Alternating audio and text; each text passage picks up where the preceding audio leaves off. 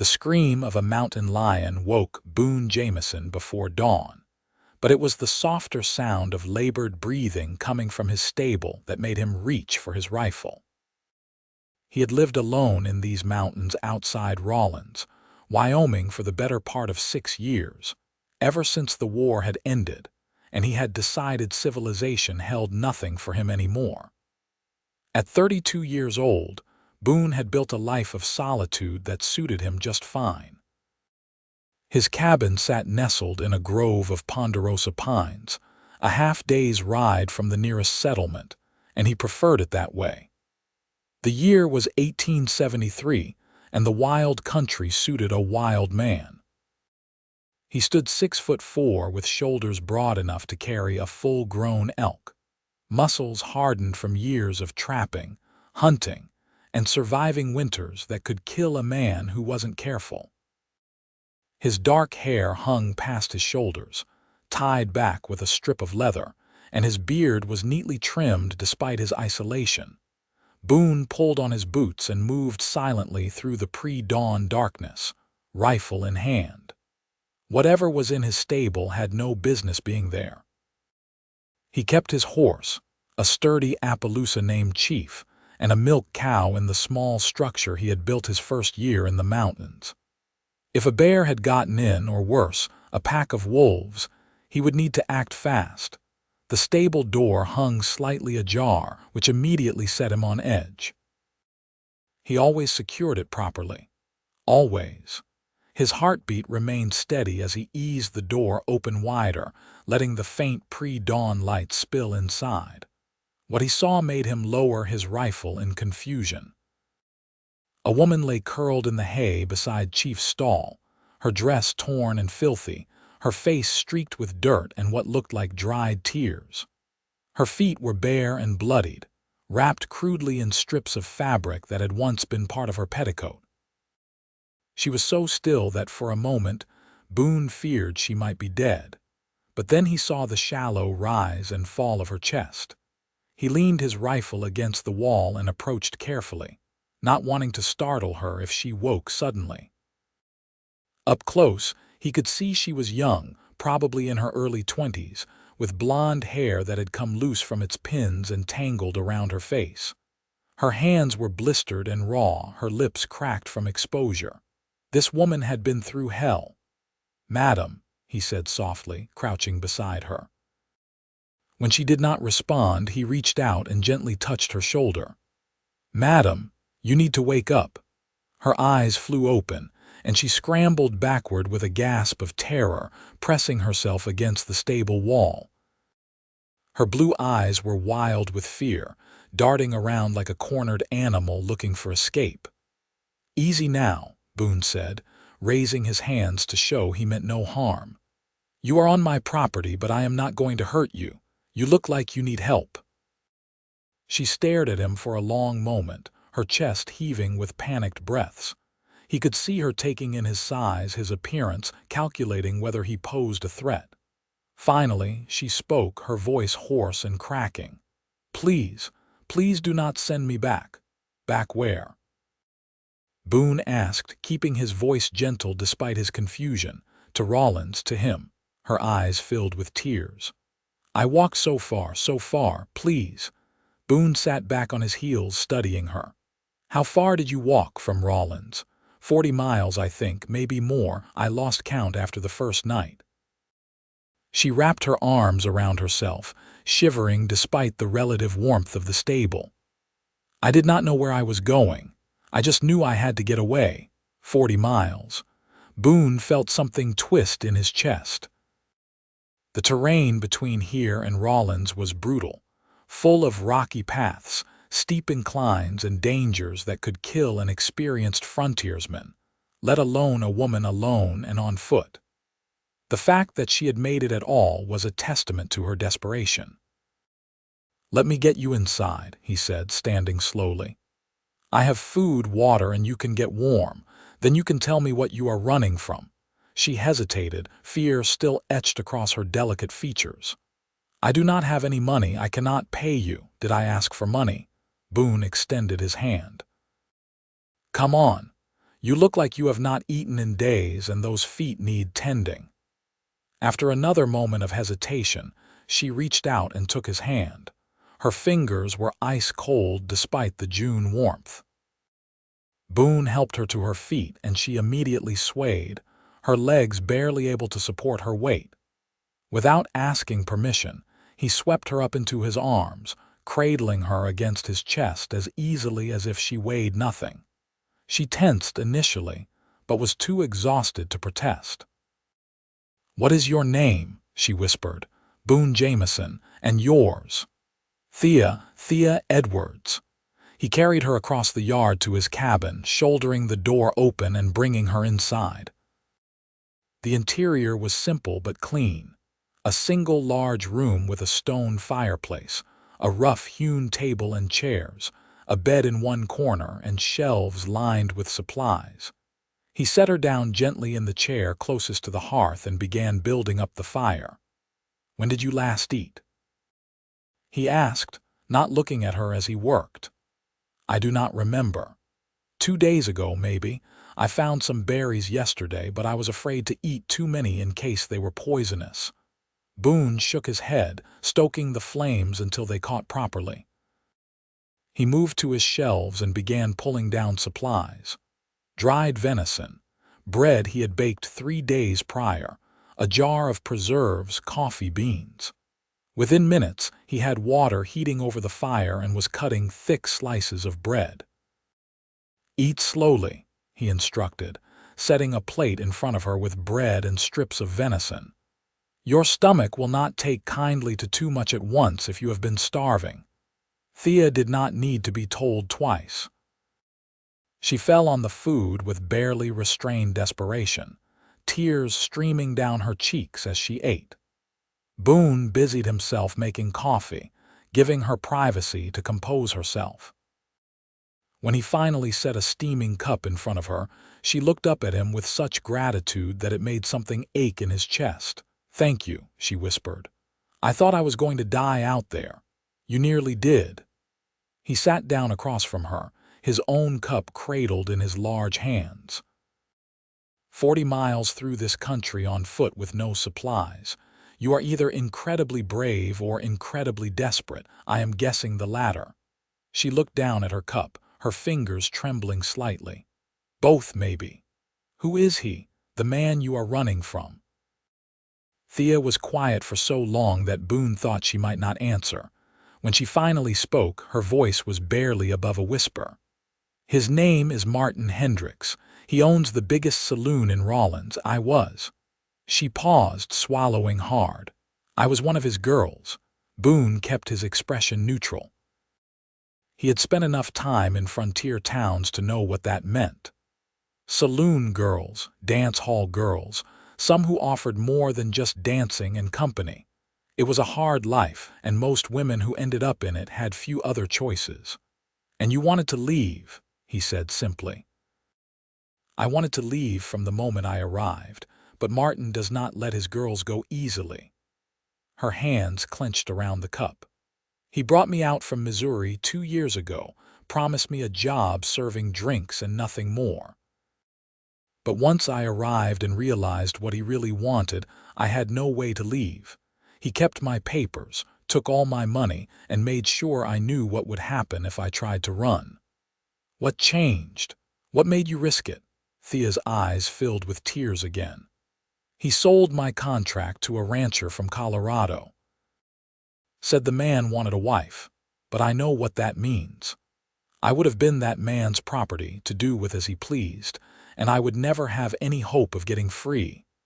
So 3 nights ago, when Martin was drunk and distracted, I stole a pair of boots and ran. I lost the boots in a creek the first night, but I kept going." She met his eyes. "I would rather have died out there than go back." Boone felt a slow burn of anger building in his gut. He had seen plenty of injustice in his years, both during the war and after, but something about this young woman's story struck him particularly hard.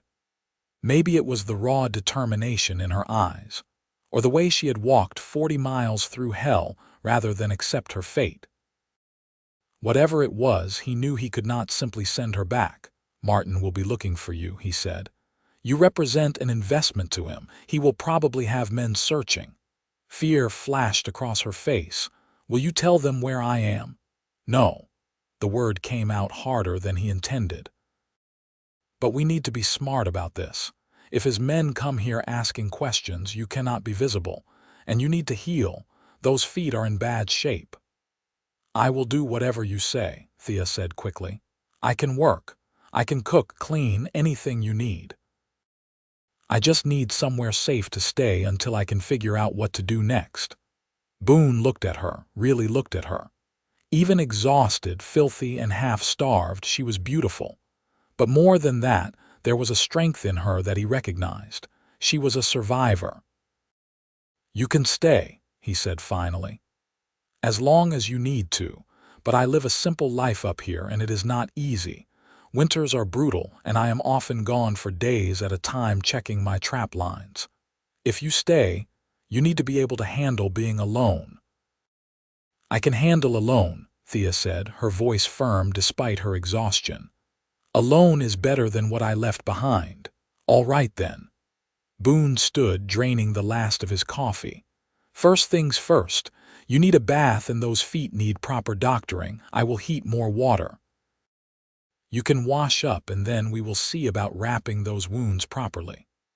Over the next hour, Boone hauled bucket after bucket of heated water to the large metal tub he kept in the corner, discreetly stepping outside while Thea bathed. He used the time to check on Chief and the cow, making sure everything was secure. The sun had fully risen now, painting the mountains in shades of gold and orange. It was going to be a beautiful day. When he returned to the cabin, Thea had washed and dressed in one of his spare shirts, which hung on her like a dress. She had done her best to comb through her tangled hair with her fingers, and the dirt had been scrubbed from her face, revealing delicate features and a smattering of freckles across her nose. She looked younger now, more vulnerable, and Boone felt that protective instinct kick in even stronger. "Let me see those feet," he said, pulling his chair closer to hers. She extended her legs hesitantly, and Boone carefully unwrapped the makeshift bandages. The sight made him wince. Her feet were a mess of blisters, cuts, and raw skin. Some of the wounds looked infected. "This is going to hurt," he warned, reaching for his medical supplies. "But it has to be done." Thea nodded, gripping the arms of her chair. As Boone cleaned and treated her wounds, she bit her lip hard enough to draw blood but did not cry out. He worked as gently as he could, impressed by her fortitude. When he finally wrapped her feet in clean bandages, she let out a shaky breath. "Thank you," she said, "for everything. You did not have to help me." "Yes, I did," Boone replied, standing to put away his supplies. "No one deserves to be trapped the way you were. You think he will find me? Honestly. Maybe. Rawlins is not that big and people talk. If anyone saw you heading this direction, he might come searching. But this is rough country and most people do not know exactly where my cabin is. We have some time at least. And if he does find me," Boone met her eyes, his expression serious, "then he will have to go through me, and I am not an easy man to go through." Something in his tone must have convinced her, because Thea's shoulders relaxed slightly. "Why are you doing this?" "You do not know me. I could be lying about everything." "Are you?" "No," she said firmly, "but you have no way of knowing that." Boone shrugged his broad shoulders. "I've gotten pretty good at reading people over the years. You are telling the truth. And even if you were not, no one ends up the way you were without good reason. I figure you deserve a chance." "A chance at what?" "Whatever you want. A new life maybe, a fresh start." He poured them both more coffee. "What did you do before Rawlins? Before Martin?" Thea's expression softened with memory. "I grew up on a farm in Missouri. My father was a good man, but he died when I was 18. Consumption took him in the winter of 1869. My mother had passed years before, so I was alone. Martin came through town that spring, all fancy clothes and smooth talk. He told me he needed help in his saloon, that I could make good money and save up for my own place someday. She laughed bitterly. I was so naive. I believed every word. You were grieving and alone. He took advantage of that. It does not make you naive. It makes him a predator. I suppose. She looked around the cabin. What about you? How did a man end up living alone in the mountains? Boone was quiet for a moment, debating how much to share. I fought in the war, he said finally. Saw things, did things that I am not proud of. When it was over, I tried to go back home to Virginia, but everything had changed. My family was gone, the land was ruined, and I could not settle. So I came west, kept moving until I found a place that felt right. This mountain has been my home for 6 years now. You get lonely. Sometimes, he admitted. But I prefer my own company to most people's. Present company excluded, he added, surprising himself with the small smile that tugged at his lips. Thea smiled back, a real smile this time, and it transformed her face. I think I understand that feeling. They fell into a comfortable silence, sipping their coffee as the morning light filled the cabin.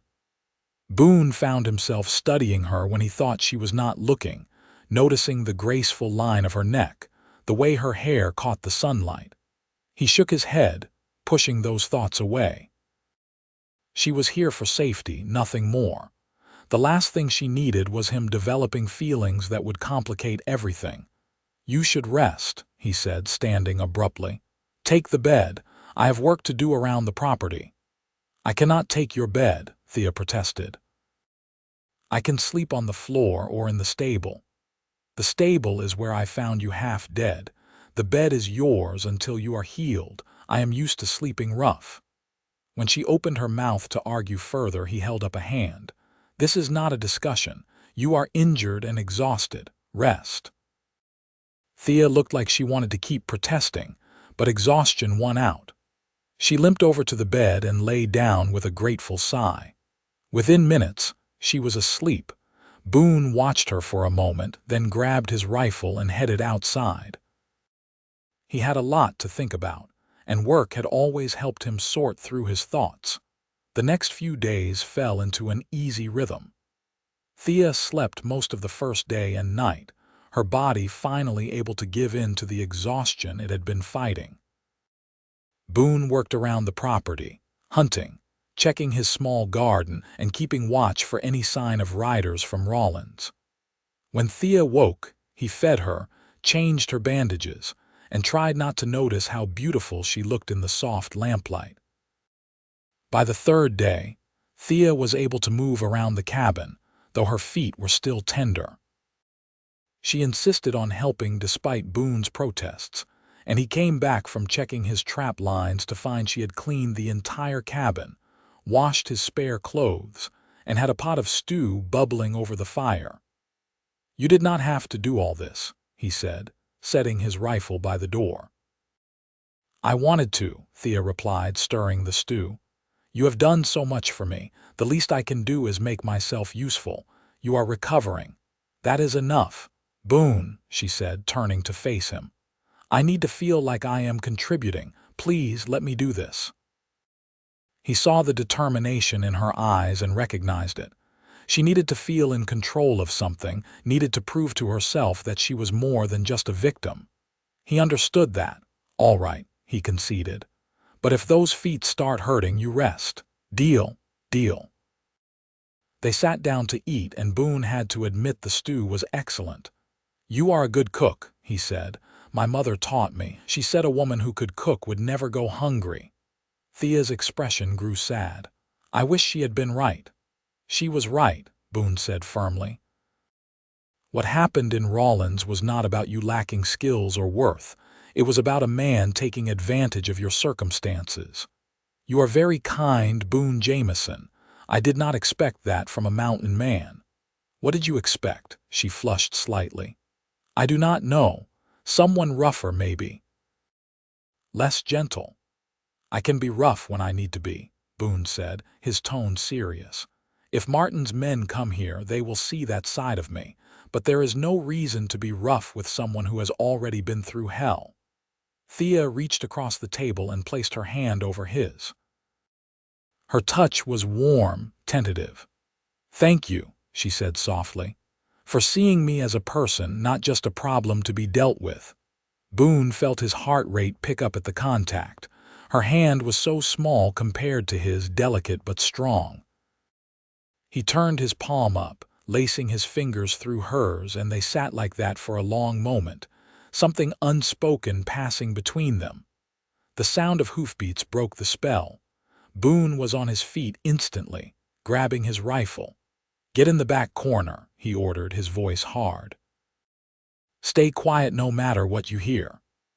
Thea's face went pale, but she moved quickly, limping to the far corner of the cabin and pressing herself against the wall. Boone positioned himself by the window, peering out through the gap in the shutters. 3 men on horseback approached the cabin, their faces hard and unfriendly. They all wore guns, and they all looked like they knew how to use them. Boone recognized the type. Hired muscle, probably working for Martin Hendricks. He stepped outside before they could reach the door, rifle held loosely but ready. "Can I help you, gentlemen?" The lead rider, a stocky man with a scar across his cheek, reined in his horse. "We are looking for a girl, blonde, pretty, about 23 years old. She ran off from Rawlins a few days back. Her employer wants her returned." "Have not seen anyone matching that description," Boone said calmly. "I live alone up here, do not get many visitors." The scarred man's eyes narrowed. "Mind if we take a look around, just to be sure?" "Yes, I do mind," Boone replied, his voice dropping to a dangerous growl. "This is my property, and you are not welcome on it. I have told you I have not seen your girl. Now I suggest you turn around and head back to Rawlins before this gets unpleasant." One of the other men, younger and cockier, laughed. "You think you can take all 3 of us, mountain man?" Boone's expression did not change. "I know I can. The question is whether you are stupid enough to find out." He shifted his grip on the rifle, the movement casual but unmistakably threatening. "I fought in the war. Killed more men than I care to count, and most of them were a damn sight tougher than you 3. So you have a choice. Ride away peacefully, or find out what happens when you push a man who does not want to be pushed." The scarred man studied Boone for a long moment, clearly weighing his options. Finally, he spat into the dust. "Martin is offering $100 for information leading to her return. You see her, you send word to Rawlins." "I will keep that in mind," Boone said flatly. The 3 men turned their horses and rode off, but Boone could tell from the way they kept looking back that they were not entirely convinced. He waited until they were out of sight before heading back inside. Thea was pressed against the wall, her face white as a sheet.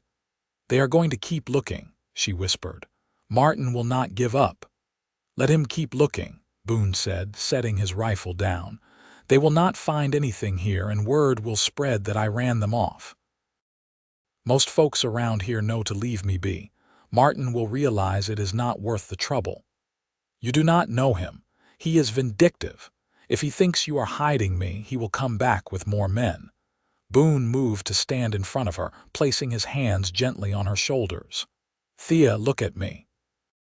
When she raised her eyes to his, he continued, "I am not afraid of Martin Hendricks or his men. You are safe here, I promise you that."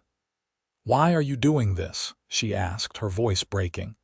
"Why are you risking so much for me?" The question hung in the air between them, heavy with implications. Boone knew the answer, had known it since the moment he had found her in his stable, but saying it out loud would change everything. "Because you matter," he said finally. "Because everyone deserves a chance at freedom, at a life that is their own, and because—" He paused, choosing his words carefully. "Because in the short time you have been here, this cabin has felt more like a home than it has in 6 years." Thea's eyes filled with tears. "I feel the same way," she whispered. "I know it has only been a few days, but I feel safer here with you than I have felt anywhere in years." "Is that crazy?" "No," Boone said, his thumbs rubbing gentle circles on her shoulders. "I do not think it is crazy at all." She stepped closer, closing the distance between them, and Boone felt his breath catch. Her eyes searched his face, looking for something, and whatever she found must have satisfied her because she rose up on her tiptoes and pressed her lips to his. The kiss was tentative at first, questioning, but when Boone responded, pulling her closer against his chest, it deepened into something more. She tasted like hope and new beginnings, and he could not get enough. His hands moved to her waist, then her back, holding her as if she were something precious. When they finally broke apart, both breathing hard, Thea rested her forehead against his chest. "I am sorry," she murmured. "I should not have done that. You have already been so kind, and I do not want you to think that I expect anything." "Thea," Boone said, tilting her chin up so she had to look at him. "I kissed you back. If anything, I should be apologizing. You are vulnerable right now, and I should not be taking advantage of that." "You are not taking advantage," she said firmly. "I know my own mind, Boone, and I know what I want." She paused, biting her lip. "If you want it too." "I do," he admitted, the words rough with honesty. "More than I should, but I need you to be sure. I need you to know that you are free here. You do not owe me anything. Not gratitude, not companionship, nothing. You can stay as long as you need to, and I will help you figure out your next step, whatever that is." Thea smiled, and it was like the sun coming out. "What if my next step is staying here? With you?" "It has only been a few days," Boone said, though his heart was pounding at the possibility. "You might feel differently when you have had time to heal, time to think clearly." "Then we will take it slow," Thea said. "We will give it time." "But Boone, I need you to know that this is not gratitude talking. This is not me being confused or vulnerable. When I look at you, I see a good man. A strong man who is gentle when he needs to be and fierce when he has to protect what is his. I see someone I could build a life with if you would have me." Boone pulled her close again, resting his chin on top of her head. "I would have you," he said quietly. "God help me, I would have you in a heartbeat, but you deserve more than a mountain man living in the middle of nowhere. You deserve a real life, a real home." "This feels like a real home to me," Thea said, her arms wrapping around his waist. "More real than anywhere I have been since my father died." They stood like that for a long time, holding each other as the fire crackled and the sun began to set outside. Boone knew there would be challenges ahead. Martin would keep looking, and there was always the possibility that Thea would change her mind once she had fully recovered. But for now, in this moment, he let himself believe in the possibility of something more. The weeks that followed were some of the happiest Boone could remember. Thea's feet healed slowly but surely, and as her strength returned, she threw herself into making the cabin more comfortable. She planted flowers around the entrance, sewed curtains for the windows from spare fabric Boone had stored away, and reorganized his supplies with an efficiency that impressed him. More than that, though, she filled the spaces between his days with laughter and conversation. She told him stories about growing up on the farm, about her mother's wisdom and her father's bad jokes. She asked him about his life, drawing out details about his childhood in Virginia, his experiences in the war, and his reasons for choosing solitude. Boone found himself opening up in ways he had not in years. He told her about his family, lost to disease and poverty in the aftermath of the war. He spoke about the nightmares that still sometimes woke him, the weight of decisions made in the heat of battle. And she listened without judgment, her hand in his, offering comfort through her presence alone. They were careful with each other, both aware of the newness of what was developing between them. There were more kisses, stolen moments of tenderness, but they did not rush into anything more. Boone wanted to give Thea time to be sure, to heal not just physically but emotionally from everything she had endured. And Thea seemed to appreciate his patience, though he often caught her looking at him with an expression that made his blood run hot. A month after Thea's arrival, Boone had to make a trip into a small trading post about 20 miles north to sell some of his furs and stock up on supplies they could not produce themselves. He was reluctant to leave Thea alone, but she insisted she would be fine. "I need to learn to manage on my own," she said reasonably. "You cannot always be here to protect me. Besides, you said yourself that Martin's men have not been back. He has probably moved on by now." "Maybe," Boone said, though he was not entirely convinced. "But I want you to promise me that if anyone comes around, you will hide. Do not try to talk to them, do not let them see you. Just hide until they leave." "I promise," Thea said, standing on her toes to kiss him. "Now go before the trading post closes for the season." Boone left reluctantly, riding Chief hard to make good time. He conducted his business as quickly as possible, trading his furs for supplies and purchasing fabric he thought Thea might like for a new dress. The whole time, his mind was back at the cabin, worrying. His instincts proved correct. He arrived back at the cabin 2 days later to find the door standing open and signs of a struggle inside. The table was overturned, dishes were smashed on the floor, and there was a small amount of blood on the doorframe. Thea was gone. Boone felt a cold fury settle over him, the kind of calm rage that had made him dangerous during the war. He examined the scene carefully, noting the tracks of at least 4 horses leading away from the cabin, heading back toward Rawlins. They had taken her. Martin's men had come back and they had taken her. He did not waste time. He gathered supplies, loaded his guns, and set out immediately. Chief sensed his mood and moved quickly, eating up the miles between the cabin and Rawlins. Boone rode through the night, his mind focused on one thing: getting Thea back.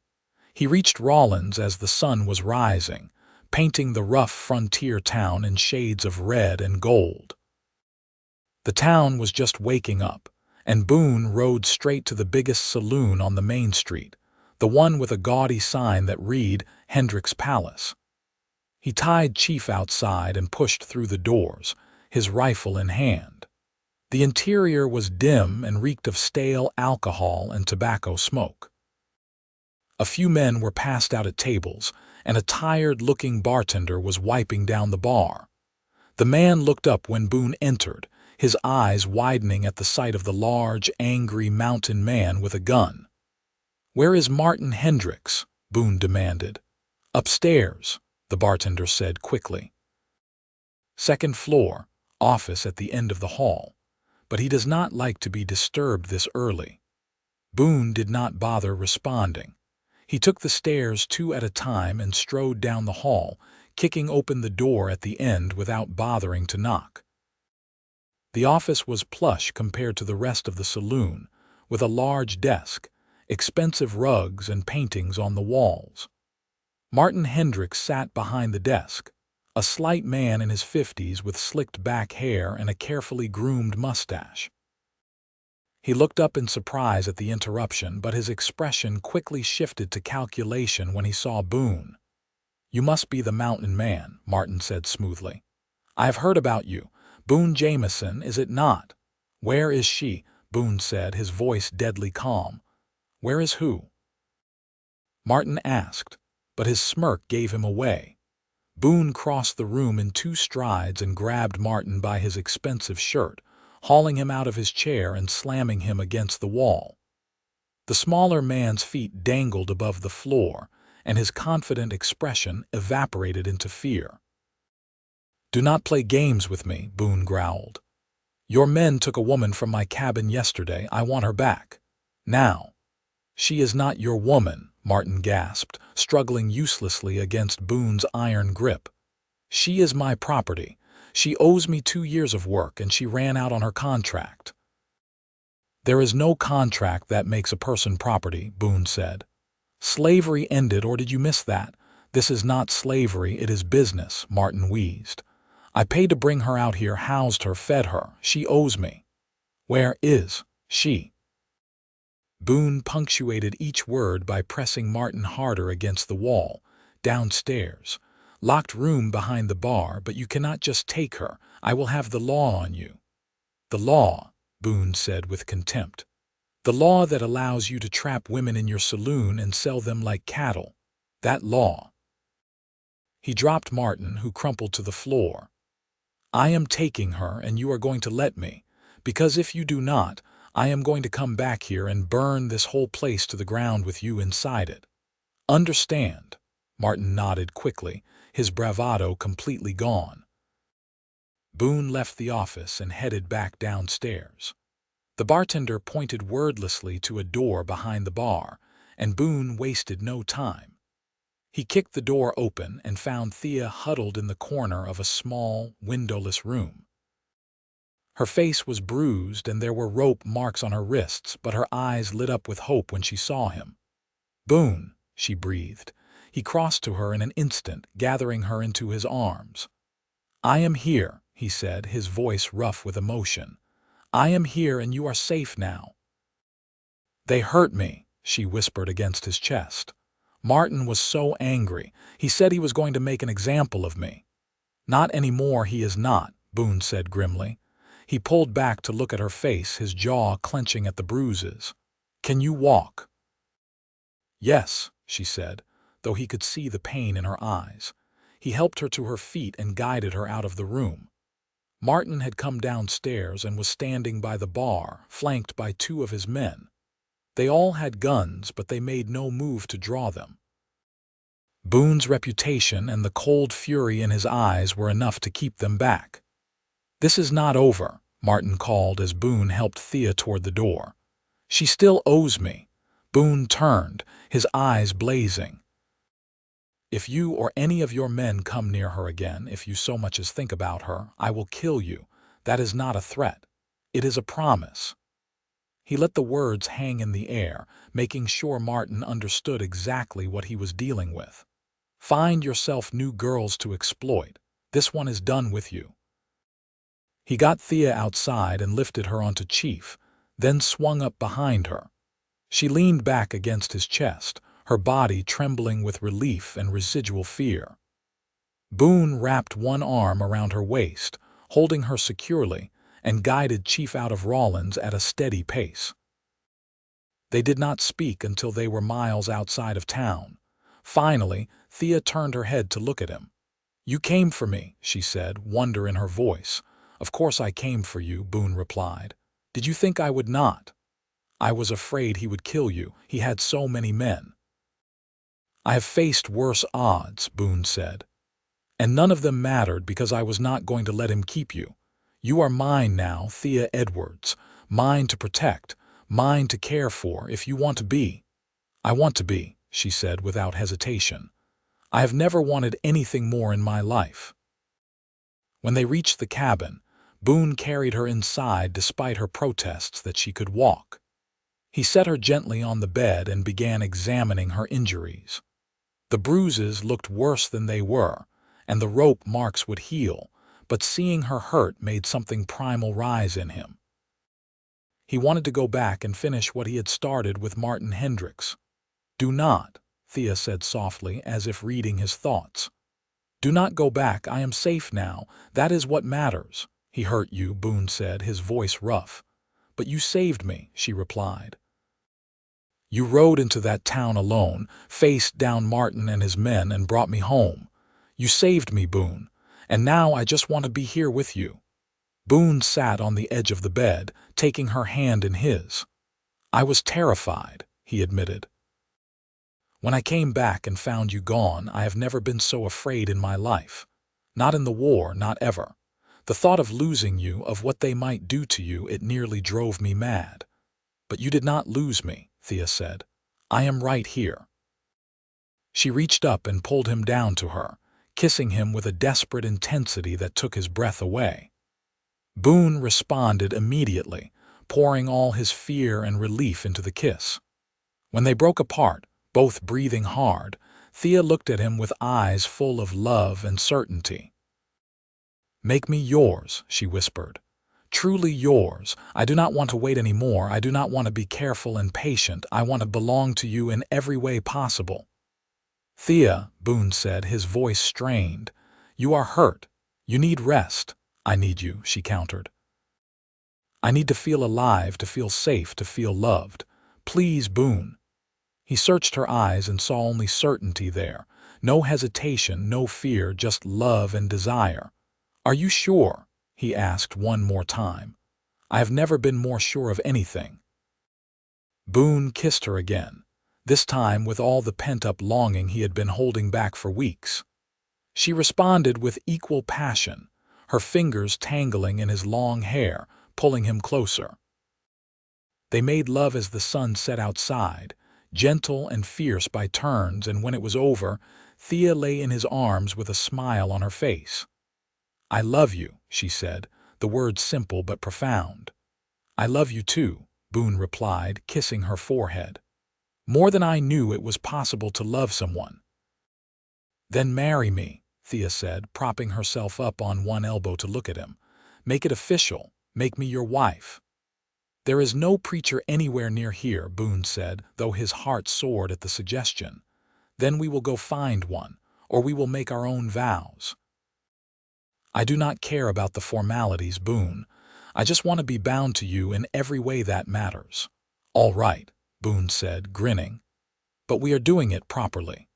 We will ride to the next town over, find a preacher, and do this right. You deserve a real wedding." "I do not need anything fancy," Thea protested. "Maybe not, but I want to do this properly. I want there to be no question that you are my wife, that you are under my protection and my name. Martin can't touch you if you are married to me." Thea's expression softened. "You are protecting me even in this." "Always," Boone promised. "I will always protect you." 3 weeks later, they rode into a small town called Baggs, just over the border into Colorado. It was a day's ride from the cabin, but Boone wanted to make sure they were far enough from Rawlins that word would not get back to Martin immediately. They found a small church with a kindly preacher who agreed to marry them that very afternoon. Thea wore a simple dress she had sewn herself from the fabric Boone had bought, a soft blue that matched her eyes. She had woven wildflowers into her hair, and Boone thought she was the most beautiful thing he had ever seen. He wore his best clothes, his hair pulled back neatly, and tried not to feel out of place in the small church. The ceremony was simple but meaningful. They exchanged vows they had written themselves, promising to love and protect each other, to build a life together in the mountains, to face whatever challenges came as a team. When the preacher pronounced them husband and wife, Boone kissed Thea with a tenderness that belied his rugged exterior, and she laughed against his lips, pure joy radiating from her. They spent their wedding night in the town's small hotel, a luxury after months of the simple cabin.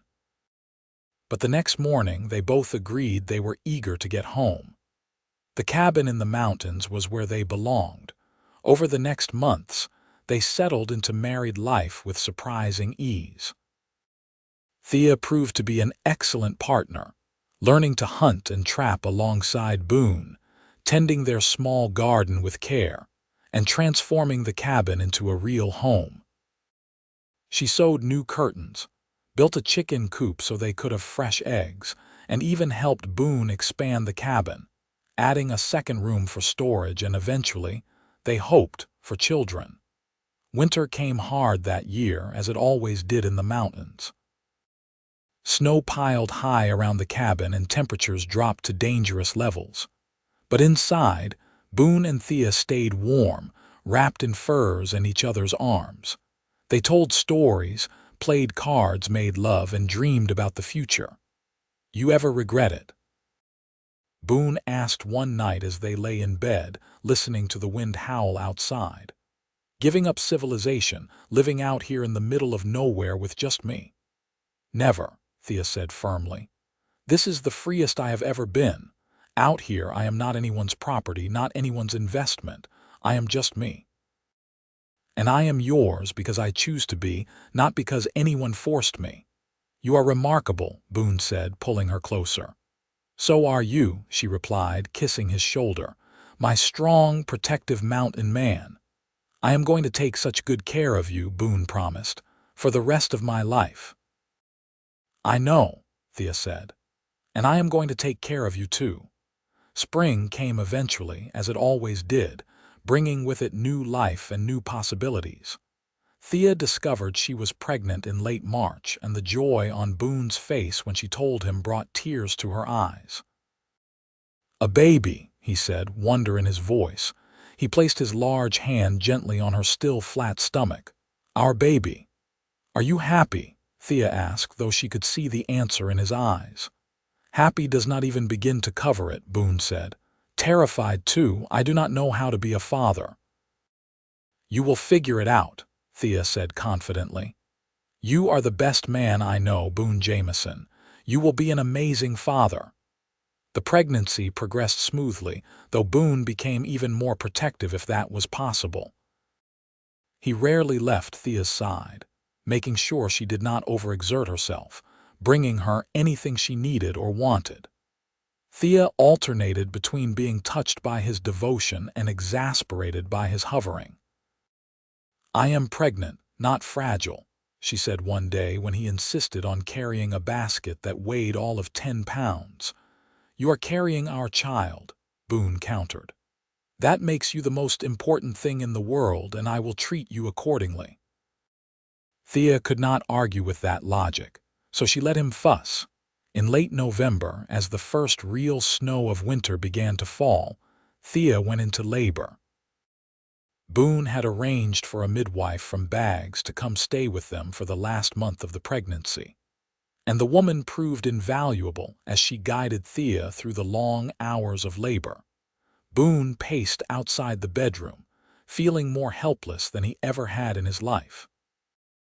The sounds of Thea's pain cut through him like a knife, and he wanted desperately to do something, anything, to help. But all he could do was wait. Finally, as the sun rose on a new day, the baby's cry filled the cabin. The midwife opened the door with a smile. You have a son, Mr. Jamison. A big, healthy boy. Boone barely heard the rest of her words. He rushed into the room to find Thea propped up against the pillows, exhausted but glowing, holding a tiny bundle wrapped in soft blankets. She looked up at him with tears streaming down her face. Meet your son, she said softly. Boone approached carefully, as if the baby might break, and looked down at the small face peeking out from the blankets. The baby had a shock of dark hair and his eyes were scrunched closed, but Boone thought he was the most perfect thing he had ever seen. Can I hold him? He asked, his voice rough with emotion. Thea carefully transferred the baby to his arms, and Boone cradled his son with surprising gentleness for such a large man. The baby's tiny hand wrapped around his finger, and Boone felt something break open in his chest, a love so fierce and immediate that it took his breath away. What should we name him? Thea asked. They had discussed names for months but had never quite settled on one. Now, looking down at his son, Boone knew. Benjamin, he said. After my father, Benjamin Jamison, Thea said, testing it out. I love it, Benjamin, Boone repeated, looking down at the baby. Welcome to the world, son. Your mother and I are going to do everything we can to make sure you have a good life. The baby made a small noise, and both parents laughed, the sound full of joy and wonder. The next few years passed in a blur of happiness and hard work.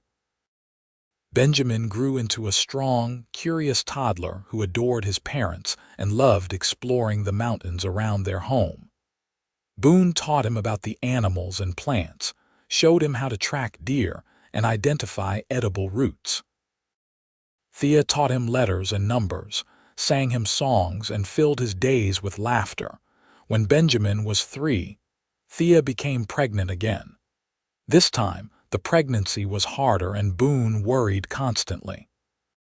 But Thea remained strong, and in the spring of 1878, she gave birth to a daughter they named Sarah, after Thea's mother. Sarah was delicate where Benjamin had been robust, with blonde hair like her mother and eyes that shifted between blue and green depending on the light.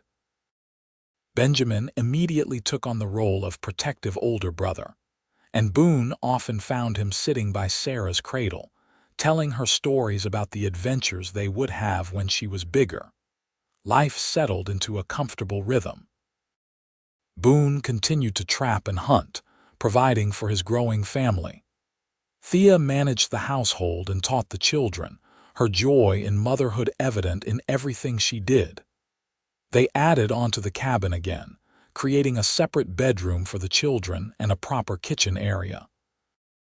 Occasionally, travelers would pass by, and Boone and Thea always offered hospitality, feeding them and giving them a place to rest. Word spread about the mountain man and his family, about their kindness and the peaceful life they had built. No one from Rawlins ever came looking for Thea again. Either Martin had given up, or the story of what Boone had done had convinced him it was not worth the risk. One evening, when Benjamin was 8 and Sarah was 5, the family sat around the dinner table, and Benjamin asked a question that had clearly been on his mind. "Papa, Mama, how did you meet?" Boone and Thea exchanged a look, a conversation passing between them silently. Finally, Thea spoke. "I was in trouble," she said carefully, "and your father saved me." "What kind of trouble?" Benjamin asked, his young face serious. "The kind where bad people were trying to hurt me," Thea said. "But your father is the bravest, strongest man I have ever known. He protected me, kept me safe, and gave me a new life." "Did you fight the bad people, Papa?" Sarah asked, her eyes wide. "I did what I had to do to keep your mother safe," Boone said, "and I would do it again in a heartbeat." "Are we safe now?" Benjamin asked. "You are always safe," Boone promised. "As long as I am alive, nothing will hurt you or your mother or your sister. That is my promise to you." Benjamin seemed satisfied with that answer, and the conversation moved on to other things. But later that night, after the children were asleep, Thea came to find Boone on the porch where he often sat looking at the stars. "Thank you," she said, settling beside him. "For what?" "For giving me this life, for giving me a family, for loving me when I had nothing and nowhere to go." She took his hand. "I think about that night you found me in the stable sometimes. I was so close to giving up, Boone. If I had not made it to your cabin, I probably would have died out there." "But you did not," Boone said firmly. "You were strong enough to walk 40 miles through hell to find freedom. I just gave you a safe place to land." "You gave me everything," Thea said. "A home, a family, love. Everything I had thought I lost forever." "We gave each other everything," Boone corrected. "Before you, I was just existing, Thea. I was not really living. You brought life back into this cabin, into my heart. You and the children, you are my whole world." Thea leaned her head on his shoulder and they sat in comfortable silence, listening to the night sounds of the mountain. After a while, she spoke again. "Do you think the children will stay here when they grow up?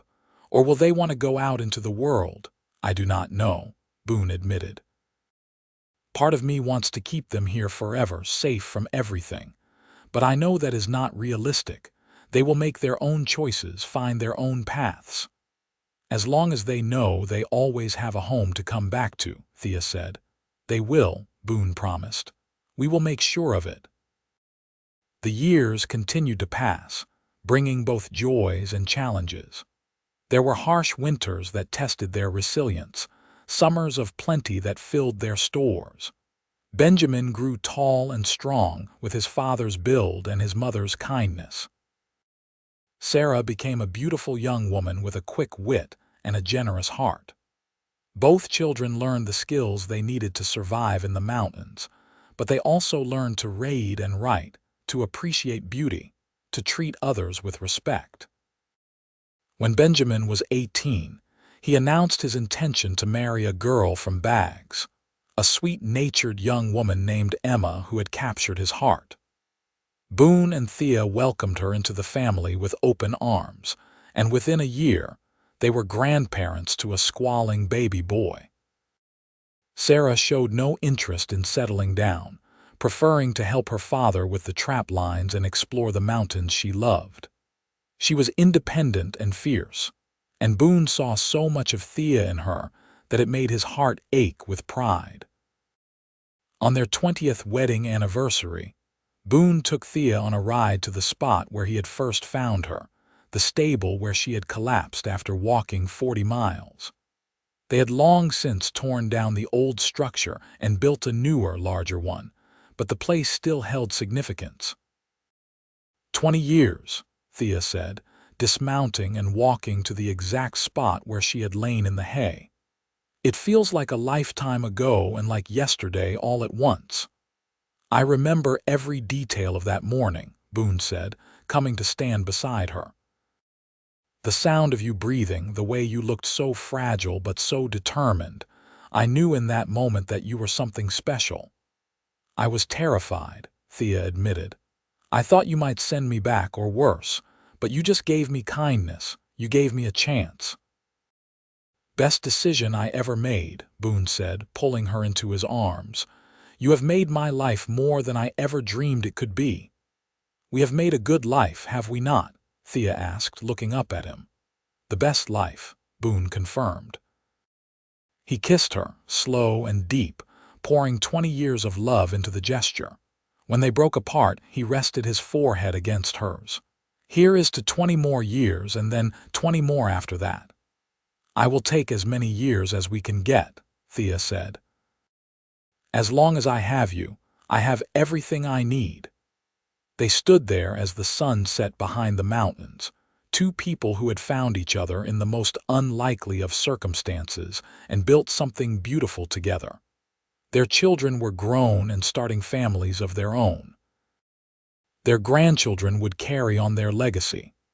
And the cabin in the mountains would stand as a testament to the power of love, courage, and second chances. As they rode back to the cabin that evening, Boone looked over at his wife, still beautiful after all these years, and felt a profound gratitude for the day she had walked 40 miles to escape her past and stumbled into his stable. She had been running from one life and had found another, better one. And in saving her, she had saved him too. That night, surrounded by family, with Benjamin and Emma and their children visiting, with Sarah telling animated stories about her latest adventure, with the fire crackling and love filling every corner of the home they had built, Boone caught Thea's eye across the room. She smiled at him, that same radiant smile that had captured his heart 20 years ago, and mouthed the words, "I love you." He smiled back, his heart full to bursting, and mouthed the words in return. Because love was what had brought them together, and love was what would carry them through whatever years remained. They had taken a chance on each other when both of them had been broken in different ways, and they had built something stronger than either of them could have built alone.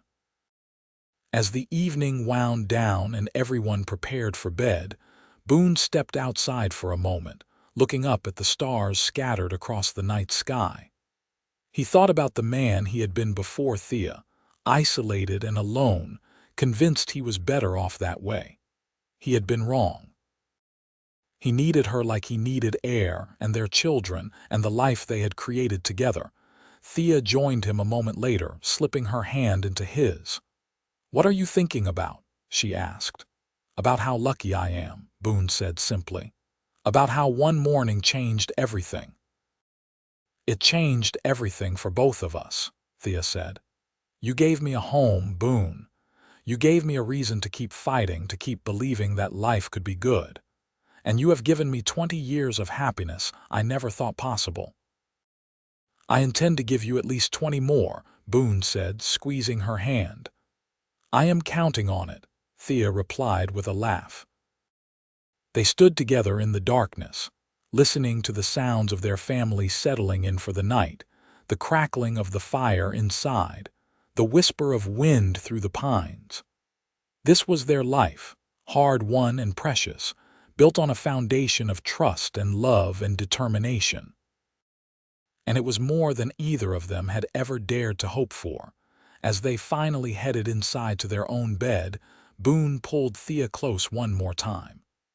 "Thank you," he whispered into her hair, "for walking those 40 miles, for being brave enough to run, for choosing to stay." "Thank you for finding me," Thea whispered back, "for saving me, for loving me. Always," Boone promised.